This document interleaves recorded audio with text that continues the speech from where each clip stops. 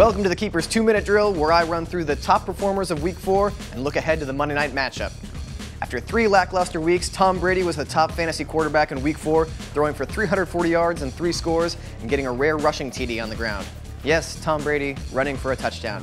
And then cameras caught him dropping an F-bomb on the bench. Oh, Tom, nothing gets me pumped up like a man in Uggs.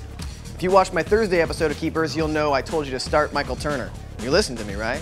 Turner ran for 103 yards on just 13 carries and had a 60-yard receiving touchdown. That's even rarer than a Tom Brady rushing TD. What the hell's going on? At wide receiver, Brian Hartline led the day with 12 receptions for an obscene 253 yards, including the slowest 80-yard touchdown you'll ever see. Be sure to pick him up on waivers so you can be disappointed that he never plays that well ever again.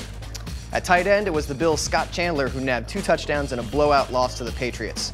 Gronk got in on that sweet Buffalo action too, racking up 140 yards receiving and a touchdown. And how about that 49ers defense? The Niners forced 4 turnovers, taking 1 for a score, and stymied the Jets at every turn. The defensive performance of the year so far. But the Jets still have 12 more games to play worse. Now let's get to the Monday Night Football with the Bears heading to Jerry's house to face the Cowboys. Both teams boast top 10 defenses, but there are plenty of fantasy implications on both sides. Over the past 2 weeks, Jay Cutler's thrown for just 309 yards with a 1-to-5 touchdown to interception ratio. Reached for comment, Cutler was like, whatever. Bears receiver Brandon Marshall hasn't been any better with just 95 yards since Week 1. Meanwhile, the Dallas defense is allowing just 137 yards passing per game, but those stats are skewed by the anemic passing games of the Seahawks and Bucks. If Cutler can avoid the rush, he and Marshall should produce slightly better numbers this week. Keyword, slightly.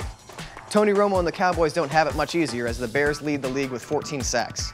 The Bears' rush D is just as impressive, allowing 76 yards per game on the ground and only 1 rushing touchdown all season.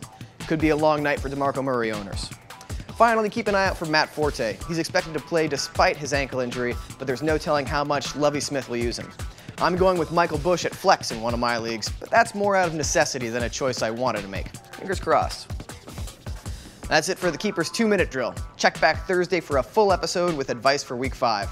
See you then.